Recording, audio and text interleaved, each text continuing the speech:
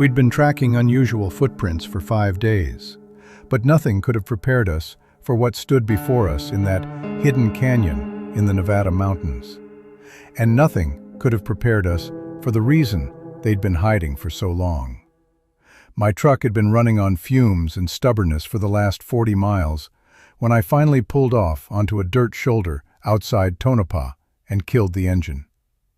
The silence that followed was the specific kind of silence that only exists in the Nevada desert. Not peaceful, not empty, but weighted, like the air itself was holding something back. I sat there for a moment with my hands still on the wheel, looking at the flat, white expanse of the valley floor, and I thought, this is either going to be the best video I've ever made, or I'm going to drive home in 3 days with nothing but sunburn and dust in my teeth. Lucas was already out of the truck, stretching his arms above his head, looking at the horizon with the expression he gets when a landscape is doing something to him that he doesn't want to admit. He'd been quiet for the last hour of driving, which meant he was either tired or thinking hard. And with Lucas, the two states were indistinguishable from the outside. "You feel that?" he said, without looking at me. "Feel what?" "The nothing." He dropped his arms. "There's a lot of it." That was the thing about the Great Basin at the end of May. It didn't ease you in. It presented itself all at once. The scale of it, the indifference of it, the way the distance between you and the nearest anything registered not just visually, but physically. A kind of pressure in the chest that some people read as dread and others read as freedom.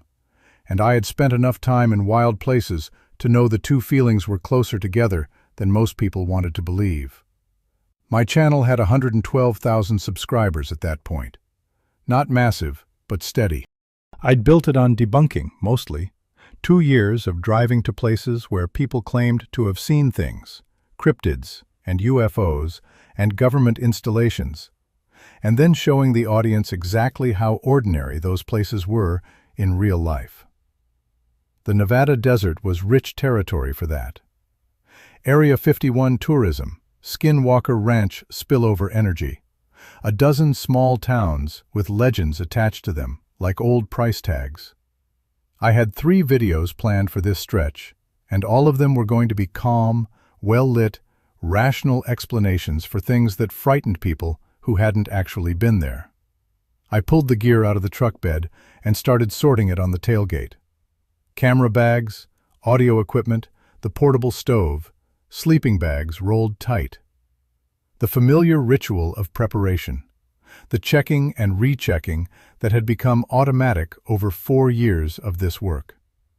There was comfort in it, in the known weight of each bag and the specific click of each buckle, in the fact that the equipment represented a version of the world where everything had a function, and the function was legible, and the outcome was something you could edit in post. Lucas was setting up the camp chair he always brought, and I always made fun of him for bringing when I noticed he'd gone still.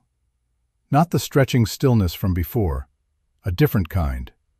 He was looking at a point about 40 yards down the dirt road where the scrub brush thickened before dropping into the shallow arroyo that ran along the south side of our pull-off.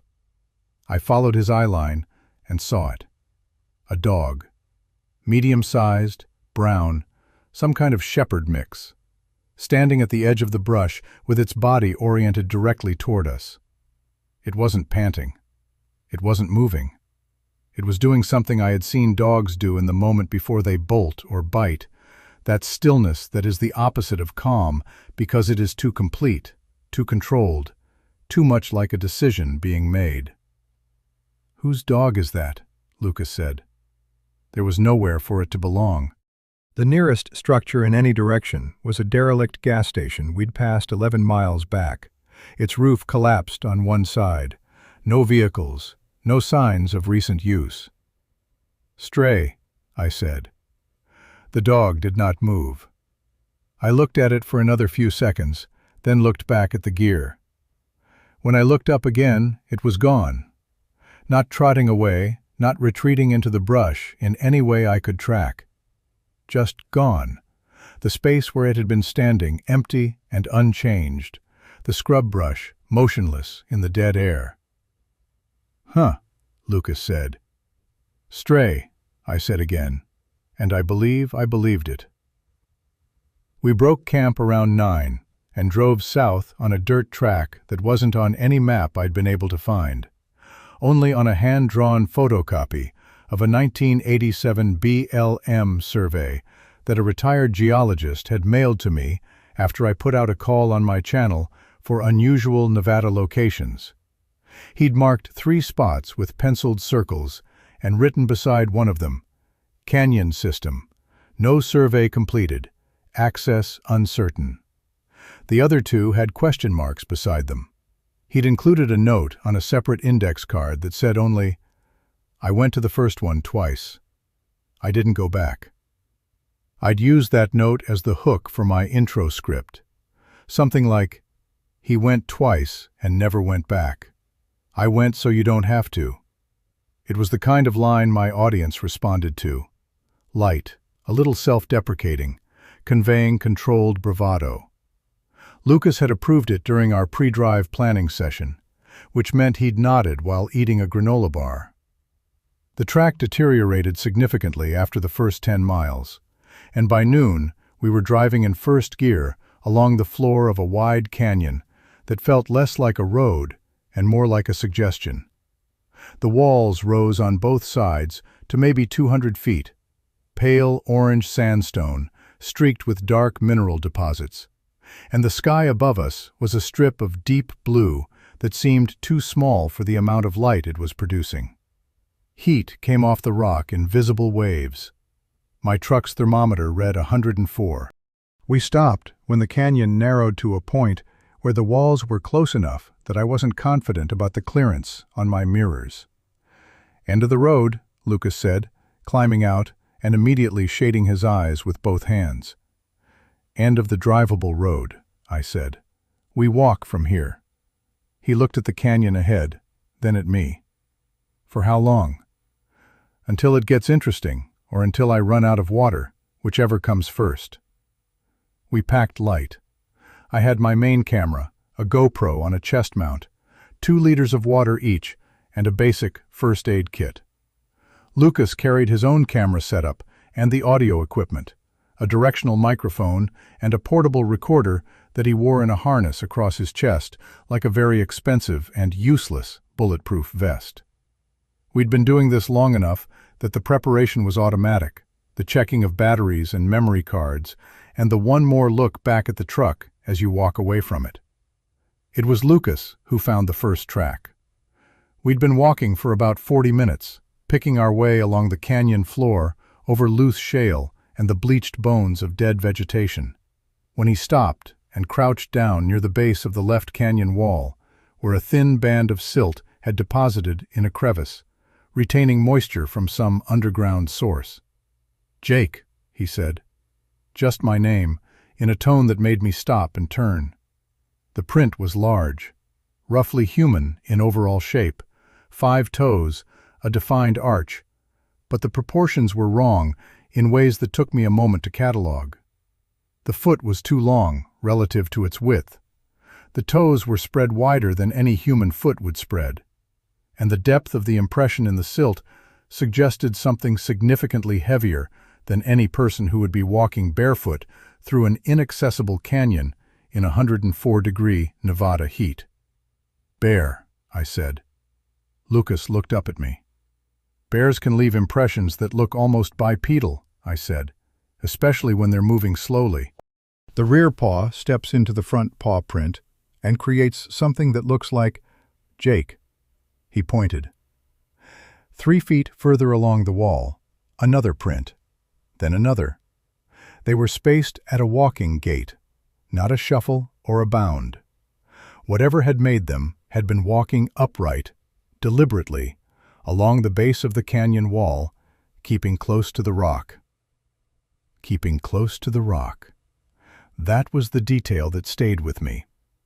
Not walking down the center of the canyon floor, staying in the shadow, staying where the wall would break up a silhouette. I filmed the prints without speaking, which, if you know my normal filming style, where I narrate everything, is notable. I just filmed them. I measured the clearest one with a water bottle for scale and filmed that too. Lucas was crouched over a section of wall about 10 yards further along, running his fingers over something. "Scratches," he said when I came up behind him. They were at about 8 feet of height on the wall, a cluster of parallel lines in the sandstone. Fresh, by the look of them, pale where the surface had flaked away, not yet weathered to match the surrounding rock. "Could be animal," I said. He looked at me with an expression I recognized, the one where he was deciding whether to say what he was thinking. Then he said it anyway. "They're too regular. Look at the spacing." He held his own fingers up against the marks. They matched, 4 fingers, the same distance apart, the same depth, drawn with deliberate, parallel pressure. Except the span between the outermost lines was nearly twice the span of Lucas's hand. I stood there with the camera running and said nothing for a long time. We found 7 more sets of tracks over the next 2 hours, moving deeper into the canyon system, and each set showed the same detail that I kept trying to explain away and kept failing to explain away. That deliberate hug of the canyon wall, that preference for shadow, that awareness of overhead exposure. Whatever had made these prints was not moving through this canyon. It was navigating it. We made camp at the widest point we could find, a small natural amphitheater where the canyon briefly opened up and a dry stream bed offered flat ground. I told Lucas we'd review footage in the morning and decide whether to go further.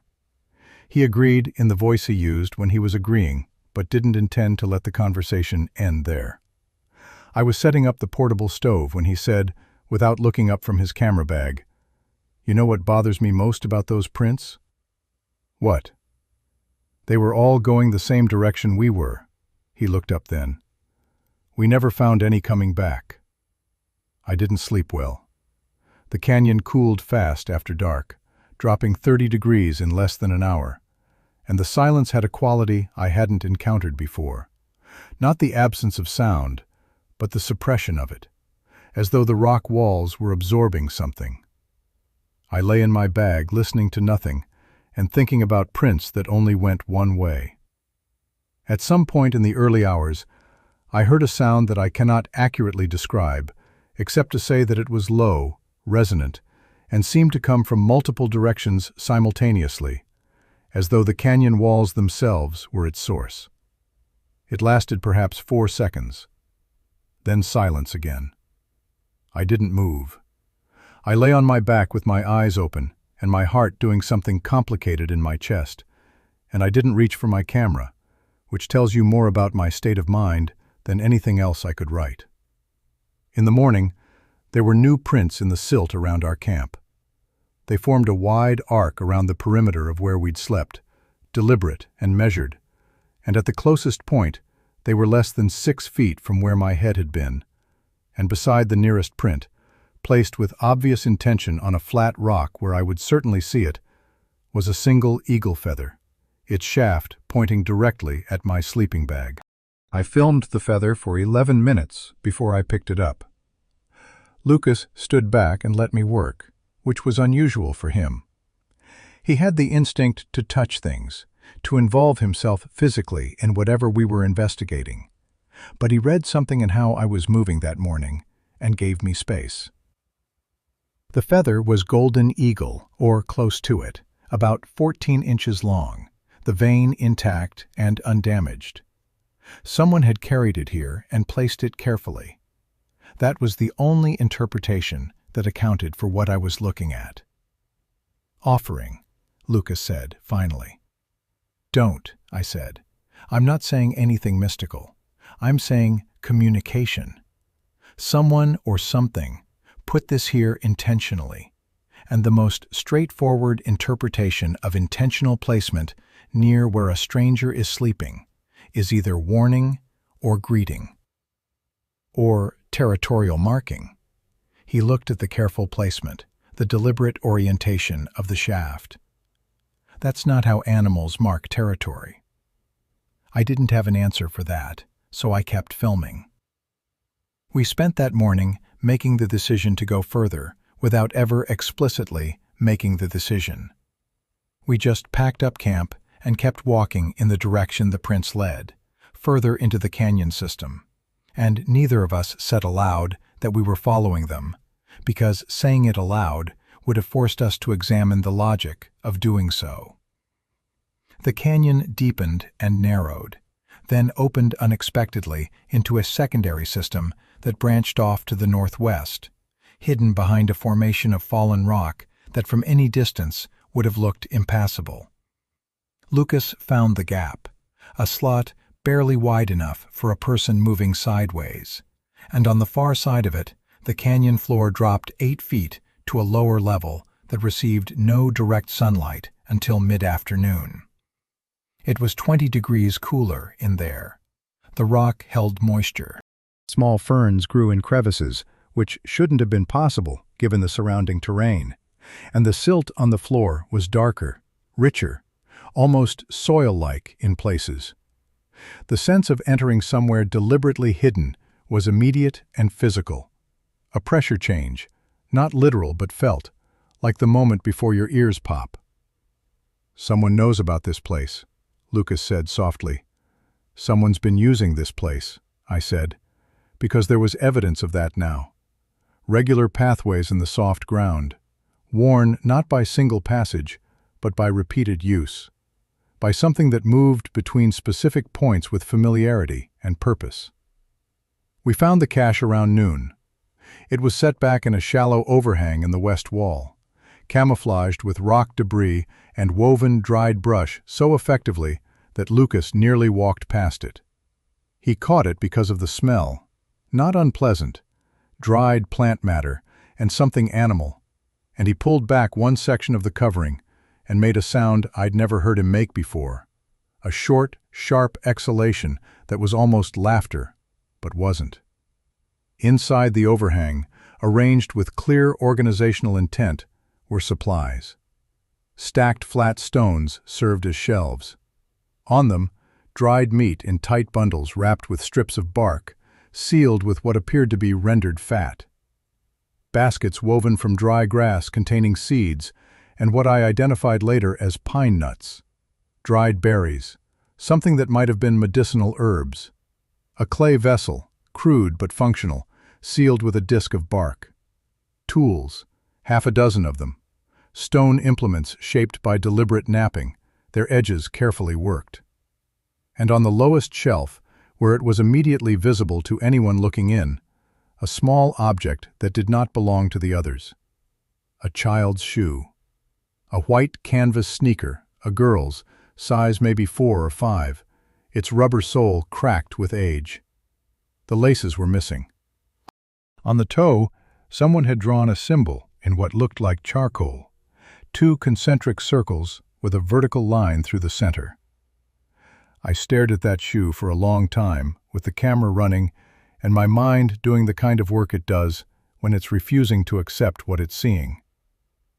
"Jake," Lucas said. His voice had changed. "Come look at this." He was standing at the back of the overhang, where the rock went deeper than I'd realized. A low passage, barely 3 feet high, that opened into a space behind. I crouched down and followed him through. The second chamber was small, no more than 10 feet across, and the walls were covered, not in graffiti or spray paint or any mark left by recreational visitors. The walls were covered in drawings. Careful, detailed, deliberate drawings made in charcoal and in ochre and in something dark red that I didn't examine too closely. They showed figures, large, upright figures, and they told a story in sequential panels that needed no translation. Here was a group of figures living in a canyon, moving between water sources, building shelters, tending to each other. Here the group was larger, more figures, activity, what might have been celebration. Here the sky above the canyon had things in it, things with wings, too geometric to be birds, with lines descending from them like searching fingers. Here the group was smaller. Here smaller still. Here 2 figures only, pressed against a canyon wall, the sky above them full of those geometric shapes. And the figures were small, and the sky was large, and the wings were many. Here, the 2 figures alone. Lucas sat down on the floor of that chamber and was quiet for a long time. When he spoke, his voice was careful and measured, in the way it only got when he was genuinely frightened. "Whoever made these is still alive," he said. "The charcoal on some of these is recent. Look at the color difference." He was right. The older drawings had faded to pale gray. The most recent images were nearly black, the lines still slightly raised where the charcoal had built up. "The shoe," I said. "The shoe is old. The drawings are not." We sat in that chamber for almost an hour, photographing everything, and neither of us spoke much. At some point, I became aware that the light filtering through the entry passage had changed, shifted, as though something had moved between us and the opening. I turned and looked. Nothing there.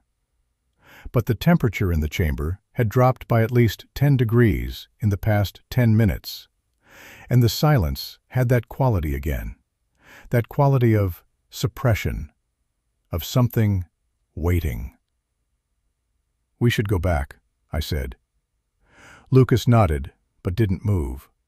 He was photographing the last panel on the wall, the most recent one, the one I hadn't let myself look at directly yet. I looked at it now.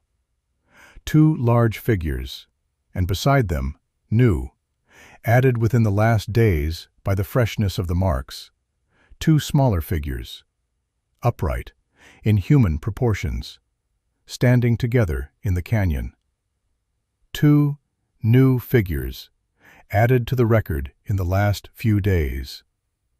I grabbed Lucas by the shoulder, and I pulled him toward the passage, and we moved fast, and neither of us ran, only because the terrain wouldn't allow it. But it was close, and when we emerged back into the main canyon, the light felt excessive and raw. And I stood there, with my heart slamming against my ribs, and the camera still running in my hand, pointed at nothing. On the canyon wall across from us, at exactly eye level, was a fresh print. A handprint, pressed in damp silt that had been carried from somewhere else and applied to the stone face like paint. 5 fingers spread wide. The span was nearly twice the width of my outstretched hand. And above it, lighter, more tentative, a second print overlapping the first slightly, placed by something smaller, something that had stood slightly in front of the larger figure. 2 of them, together. And the second print's smallest finger had a specific curve to it, a detail that only matters because I have a photograph of it, and because 3 weeks later I would see the same curve in a mark pressed into the dust beside my own front door in Reno, 1,200 miles from that canyon, which is when I understood that they hadn't been hiding from us at all.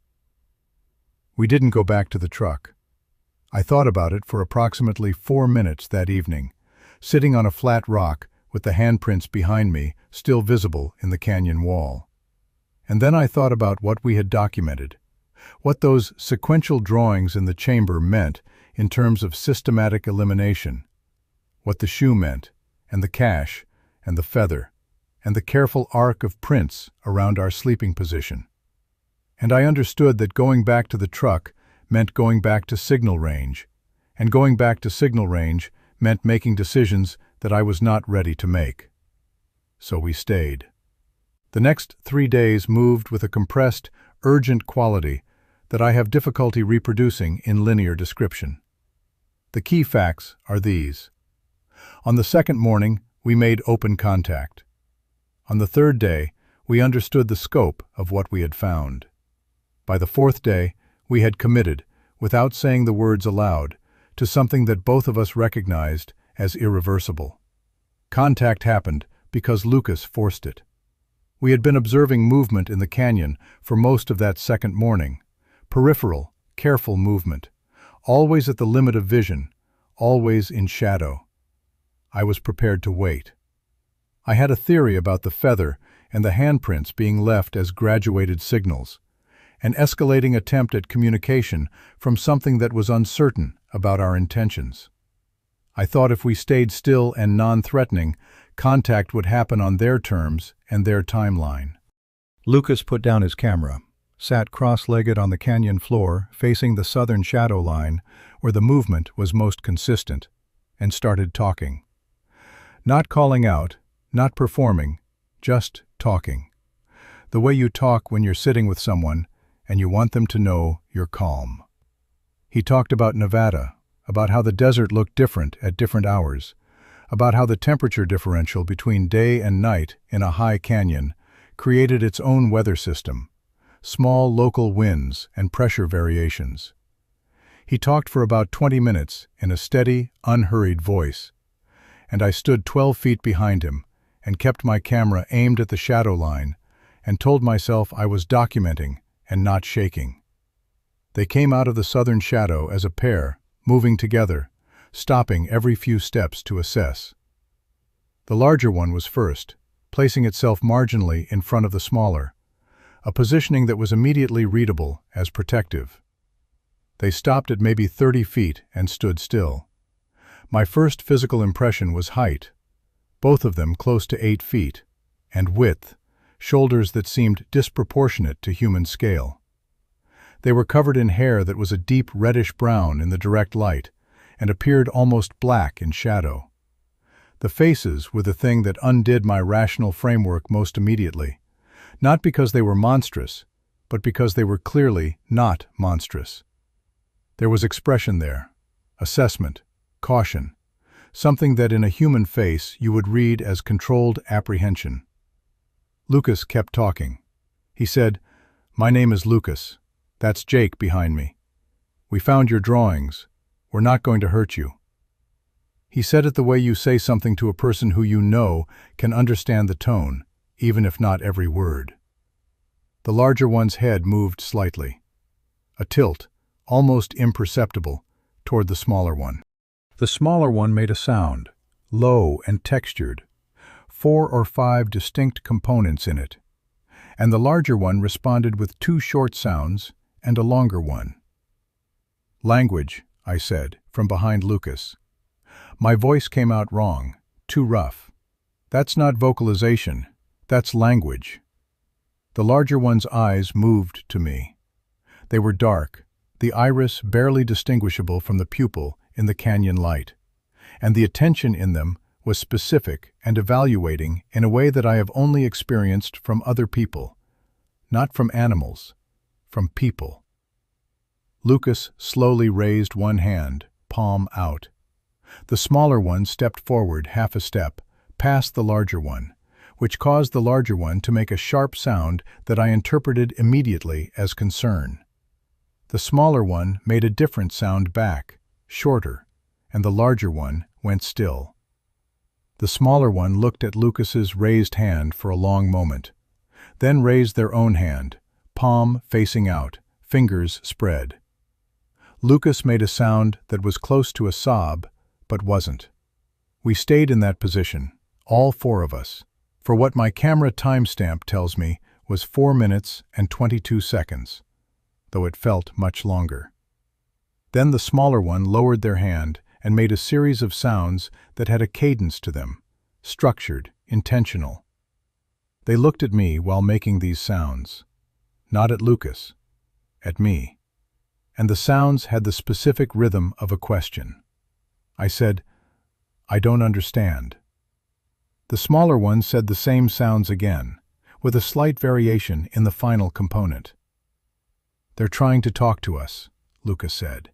"Jake, they're actually trying." I put the camera down on a flat rock, still running, and I walked forward until I was level with Lucas, and I sat down on the ground. Not a considered decision. My legs just made it. Lucas sat down beside me, and we were both on the ground, and the two figures across from us went through a visible shift in their posture, something releasing, and after a moment, the larger one sat down too, folding to the ground with a deliberateness that made me think of how old people sit when they're managing pain. The smaller one remained standing for another minute, looking at us, then down at the sitting larger figure, then at us again. Then she sat down. I say she because I had started, without deciding to, thinking of the smaller one as female. I don't know if that was correct, but there was something in the way she had stepped forward, in the way she managed the larger one's anxiety, in the quality of the sounds she directed at us, that put a pronoun in my head, and it stayed there. We spent the rest of that afternoon in a slow, painstaking, mostly failed attempt at communication that was nonetheless the most extraordinary conversation of my life. What I knew by the end of it. They had been in this canyon system for approximately 2 years. They had been here before, left, and returned. They had watched us for 2 days before making themselves visible. The feather had been left by the smaller one. The larger one had placed the handprints, and the difference in those gestures felt, even at that early stage, characteristic. The smaller one offering something beautiful, the larger one offering something declarative. The larger one's name, as close as I could render it, sounded like Arrow. The smaller one's was something I kept hearing as Senna. On the 3rd day, Arrow led us to the cave. It was deeper in the canyon system, past a point where I would not have found a passage without being shown it, a narrow declivity between 2 rock faces that required both Lucas and me to turn sideways and exhale. Inside, the passage opened into a chamber, and the chamber held what I can only describe as an archive. The walls were covered in drawings going back through at least 3 distinct stylistic periods. The oldest barely visible under mineral deposits, the most recent sharp and clear. But there were also objects, preserved in bark and hide and careful wrapping, newspaper clippings, government survey maps with hand-drawn additions, photographs, actual photographs, dated on their backs in handwriting I couldn't read, but with years I could make out. 1954, 1961, 1968, 1971. The photographs showed helicopters. They showed men with equipment I recognized as tranquilizer systems, the kind used in large animal capture. They showed, in 2 images that I made myself look at for a long time, forms on stretchers, large forms, covered, being loaded into vehicles with no visible markings. Lucas picked up a folded paper that had been stored separately from the others and opened it with great care. It was a printout, not old but not recent, a decade maybe. An email chain, the addresses redacted with black marker, but the content intact. The subject line read, Cascade/Nevada Transfer Protocol. The body of the email discussed, in clinical, bureaucratic language, the acquisition of specimens for a facility identified only by a 5-digit code. It discussed tranquilizer dosages and containment specifications. It discussed a previous acquisition in 2003 that had resulted in what the writer called specimen loss during transport, which was explained in the next paragraph as cardiac failure due to stress response. Lucas read it aloud to me in a flat voice, and then folded it back along its original creases, with the same careful hands he uses when he's handling very fragile things. Senna was watching us from the chamber entrance, and when Lucas finished folding the paper, she made a sound I had not heard her make before, low and sustained, and without the structural complexity of her usual vocalizations. Arrow, beside her, put one hand on her shoulder and left it there. "They know what's in these documents," Lucas said. "Yes," I said. "They kept them so someone would eventually come and read them." I looked at Senna, at the intelligence in her face, at the long patience of someone who has waited a very long time for something. "Yes," I said again, "I think that's exactly right." Lucas set the email printout back in its place with deliberate care. Then he looked at me with an expression I had not seen on him in 4 years of partnership. Not excitement, not the eagerness he usually brought to our work. Something harder than that. "We can't publish any of this," he said. "You know that." I didn't answer him. That night, a drone passed over the canyon at 11:43. I know the time because I had my phone in my hand, not for signal, but for the clock. And I was awake when the sound reached us, faint and high and distinctive. Arrow heard it before either of us, was already moving before the sound registered in my human range hearing. And what happened in the next 6 minutes in that narrow canyon, in the Nevada dark, is something I will describe in the next chapter, because it changed everything again.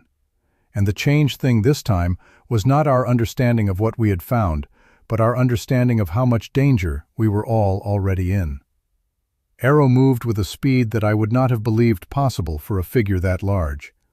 He was on his feet and across the canyon floor before Lucas had fully registered the sound, and he put his hands on both of us without roughness, but without hesitation. The grip of someone who has run this drill before and understands that hesitation is the specific thing that will get you killed.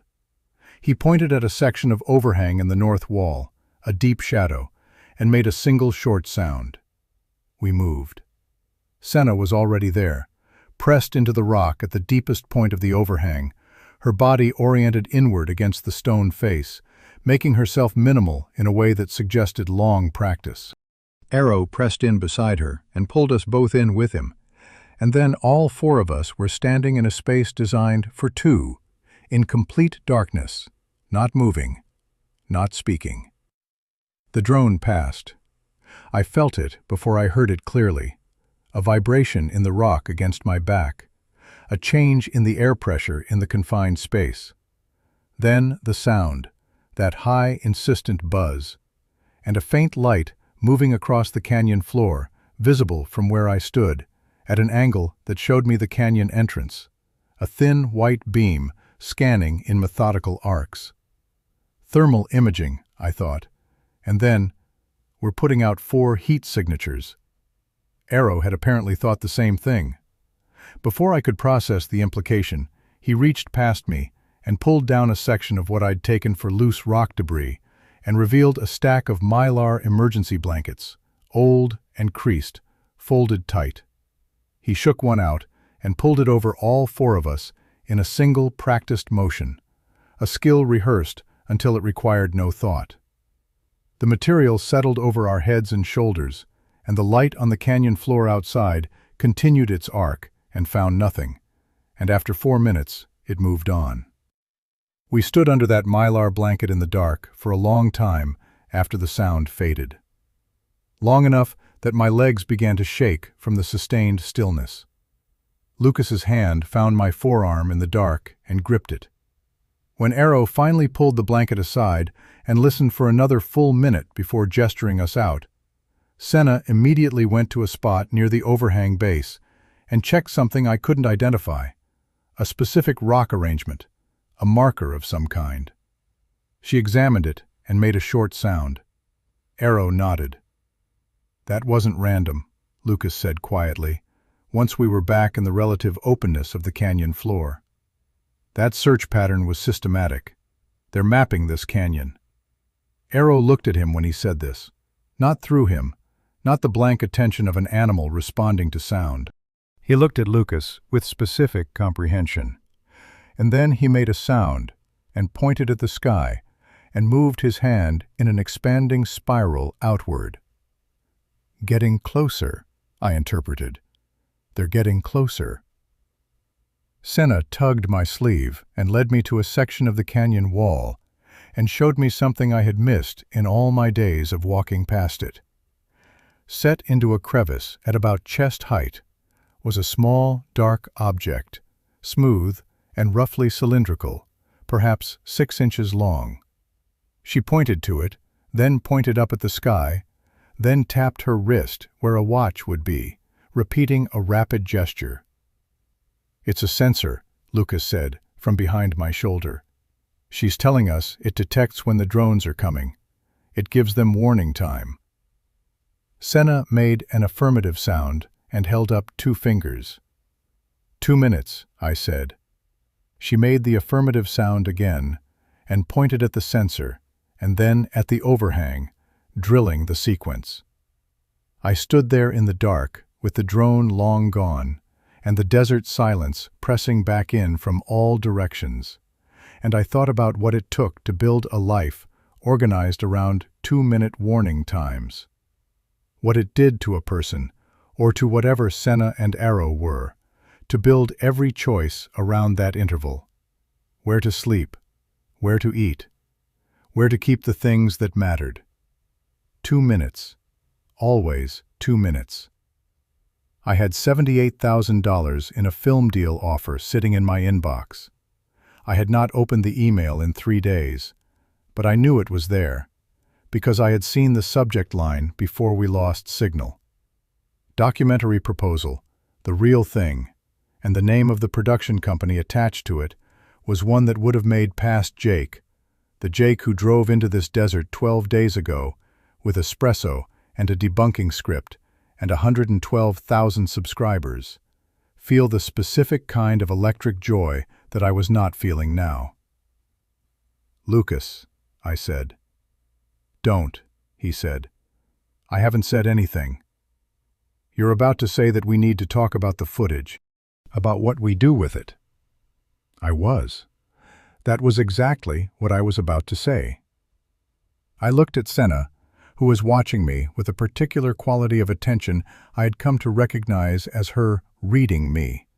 Not my words, but the signals in my body and face that my words would follow. She was better at this than most people I knew. "What I'm about to say," I said, more to her than to Lucas, "is that I have a decision to make. And I think you know what the decision is. And I think you brought us in here specifically because you needed someone to make it." Senna made a sound. One sound, carefully articulated. A sound she had made before, in a specific context that I had been working to decode. And I understood it now, because I had context for it now. It meant, carefully. It meant something close to, not fast. "Okay," I said. "Not fast." Lucas exhaled. The decision point came faster than carefully intended.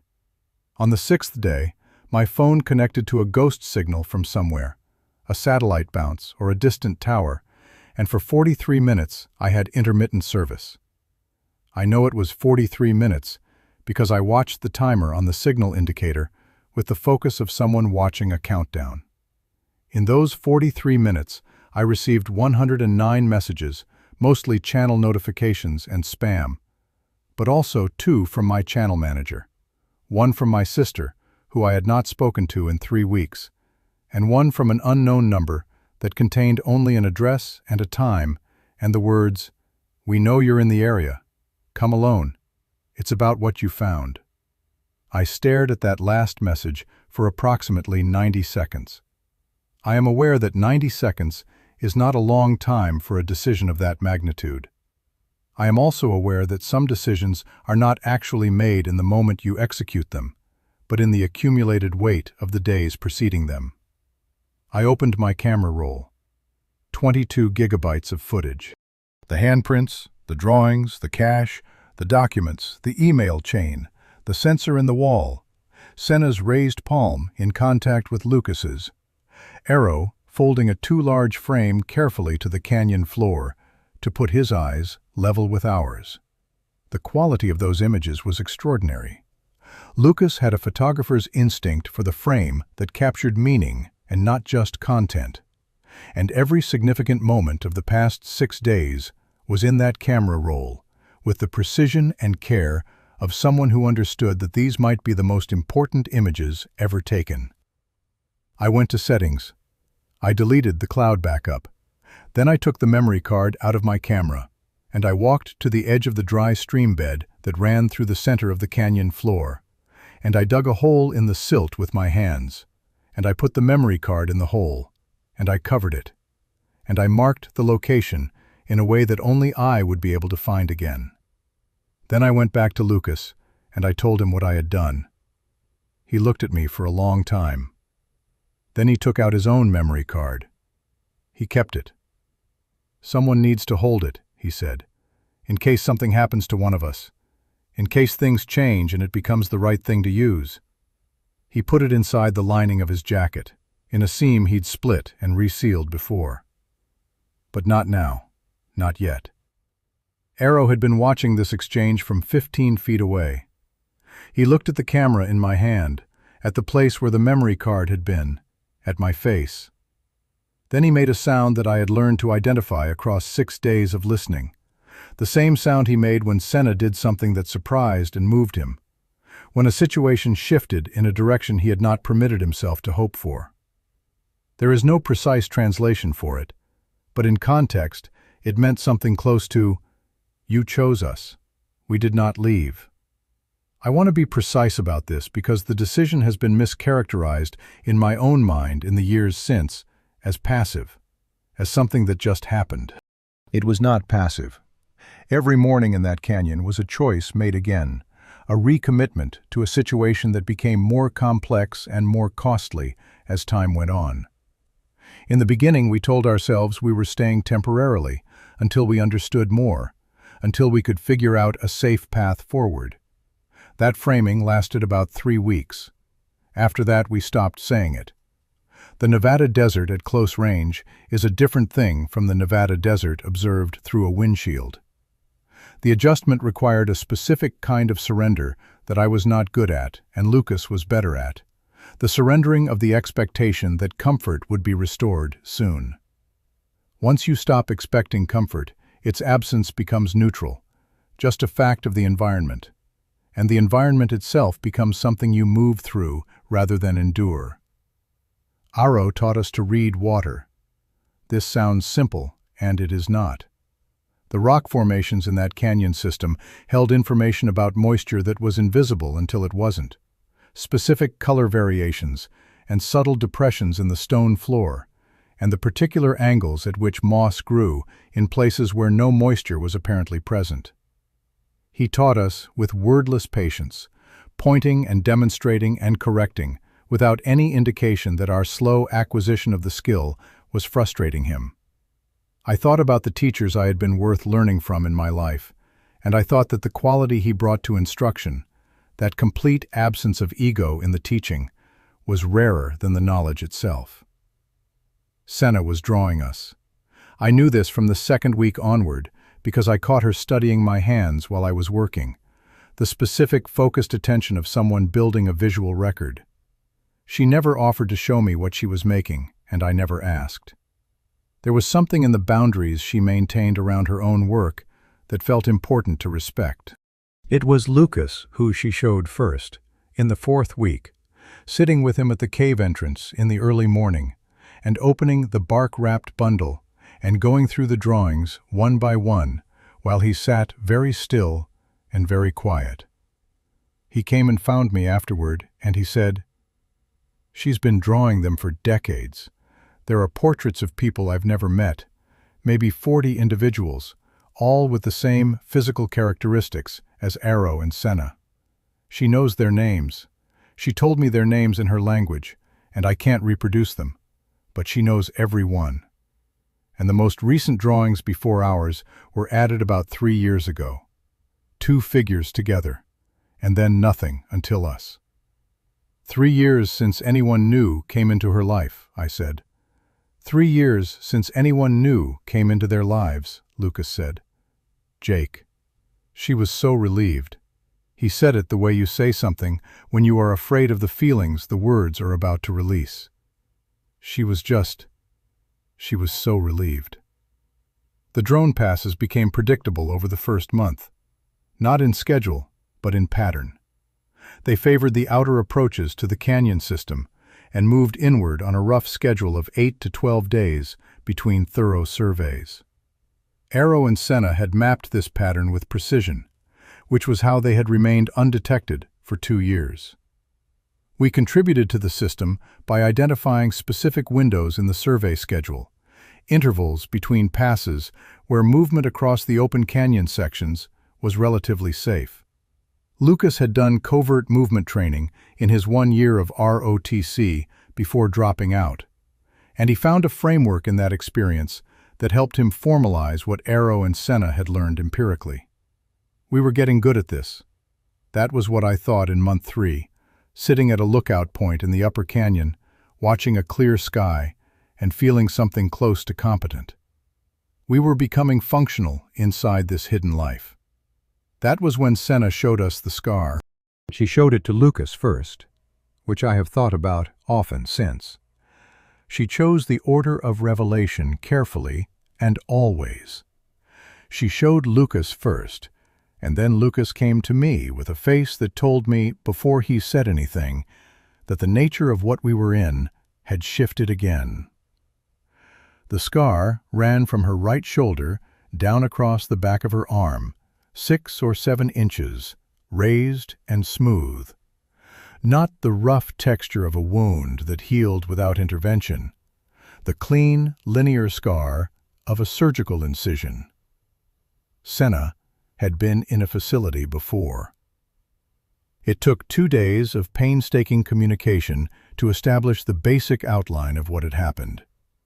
She had been captured in 2003, which aligned with the email chain we'd found, the one that referenced specimen loss during transport. She had not been lost during transport. She had been delivered. She had been held for what her counting system placed at approximately 4 months. She had escaped, and the manner of escape she communicated through gestures that I interpreted as, she moved at night, through ventilation structures, into a loading area, and was gone before the shift change. The facility had been in a desert, she indicated, dry mountains, which was not a narrow description in the American West. Arrow had found her 8 months after that. The reunion, which she drew for us, was a single image. 2 figures at a canyon mouth, one larger and one smaller, and around them she had drawn lines radiating outward, which she used to indicate sunlight, but which in this context seemed to mean something more than literal light. The surgical scar told us what no document had said directly. They had been taking them alive, studying them, and someone had let one go or failed to contain one, and that one had found her way back to the desert and to the one other survivor she knew. If Senna had escaped, there was a facility. And if there was a facility, there was a record of what they found inside her, which meant there were people who knew with certainty what we had only confirmed empirically in the past months. That these were not animals, that they were intelligent, that they had language and culture and memory and grief and the specific kind of courage that only comes from having already survived the worst thing. Those people had that knowledge, and they were sending drones over this canyon, and they were not publicizing what they knew. "We need to move them," Lucas said that night. "Find somewhere further from the search pattern, somewhere with less drone coverage." "The map," I said, thinking of the hand-drawn additions to the BLM survey, the marked locations. Arrow showed us the map. Some of those locations were marked safe. They also haven't been visited in years. The status could have changed. Arrow was listening to us. He understood the pattern of our conversations well enough by then to know when we were discussing something that involved all of us. And he was sitting across the fire with that particular quality of stillness that meant he was waiting for us to include him. I turned to him and spread the map on the ground between us and pointed to the locations marked safe. He studied it for a long time. He touched 2 of them with his finger, then withdrew his hand. Then he touched one more, further north, marked with the symbol that I had learned meant uncertain. He held his finger on that location for a moment, and made a sound that I had come to understand as the sound he made when something was difficult and important simultaneously. "There's someone there," Lucas said, watching Arrow's face. "Jake. There's someone at that location. Arrow looked at me. He made the uncertain sound again, then a different one, a sound he used rarely, one that I had only heard him use in reference to the oldest drawings in the cave, to the faces in Senna's portraits. "They're not sure if they're still alive," I said, "but they think there might be someone else out there." That night, I could not sleep. I lay in my sleeping bag listening to the canyon and thinking about a facility in a desert somewhere, and a scar on Senna's arm, and a printout folded along its original creases, and the way Lucas had pressed his memory card into the split seam of his jacket lining. I thought about my channel, and the film deal email I had never opened, and my sister, and the espresso maker from the Tonopah gas station that was still in my truck somewhere. And I thought about whether perfect coffee tasted different on the other side of a decision like this one. I thought about the dog that had stood at the edge of the road on the first morning and stared at me with that fixed, listening stillness. And I thought, that wasn't a dog. 2 years passed in the canyon. I want to resist the temptation to compress them, to reduce them to a few characteristic details, and then move quickly to the ending. The 2 years were not a compressed thing.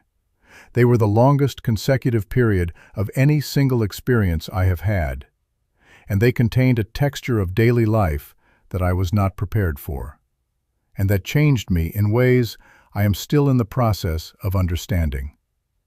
But this account is already long, and the things that matter for what follows can be communicated in broad outlines without doing too much violence to the fullness of the experience. We learned their language, or enough of it to carry the weight of meaningful conversation. Senna was the more willing teacher and the more patient one, and in the second year we crossed some threshold where miscommunication became the exception and understanding became the norm.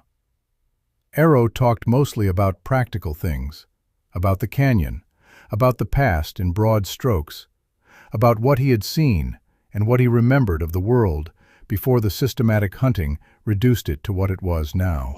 He was careful with memory in a way I recognized from people who have lost a great deal. A carefulness about not spending it too fast, not running it through your hands when you still need it to last. Senna talked about everything. She had an intellectual appetite that had been running for decades on whatever material she could gather, the naturalist's guide, the newspapers, whatever she could extract from the landscape itself through careful observation. She had theories about ecology that were sophisticated and largely correct. She had an aesthetic framework for her own art that was more developed than most MFA students I had met. She had strong opinions about the drones, which she found personally offensive in a way that went beyond the threat they represented, a violation of the sky that she described through a series of gestures indicating wrongness of proportion, as though she felt the drones occupied a space that belonged to something else and were doing it badly. On a morning in the early spring of our second year, Lucas came to me and said, "I think we need to talk about the other location." He meant the uncertain marking on the map, the one Arrow had pointed to and then been unable to speak about clearly. I had been thinking about it too, for months, in the specific way you think about something that you are not yet ready to act on, but that is reshaping itself in your mind regardless of your readiness. "Arrow told me something last week," Lucas said. "I've been sitting with it. He said the location is about 4 days' walk north, through territory that's been surveyed heavily in the past year. He said there were signs there 2 years ago, not confirmed, but signs." "What kind of signs?" Lucas paused. He said Senna would know the signs if she saw them, that she would know the individual, that she has been drawing that person for 30 years from memory. I sat with that for a long time. The morning light was coming into the canyon, at the low angle it took in spring, making the sandstone glow orange and the shadows very blue, and Aro was at the water source at the north end of the canyon doing his morning routine. And I thought about what it meant to have been drawing someone from memory for 30 years and to have a 4-day walk between you and the possibility that they were still alive. "She's been waiting to go," I said. "She's been waiting for someone to go with her," Lucas said. "Someone other than Aro, who she won't risk in that territory. Someone who can move differently than they can. Someone who looks like the thing the drones are programmed to ignore." He was looking at me with a specific kind of directness. "You think we should go," I said. "I think she's been building up to asking us since the first week," he said. "And I think the longer we wait, the higher the probability that whatever signs Aro saw 2 years ago have changed." That night I watched Senna at the fire.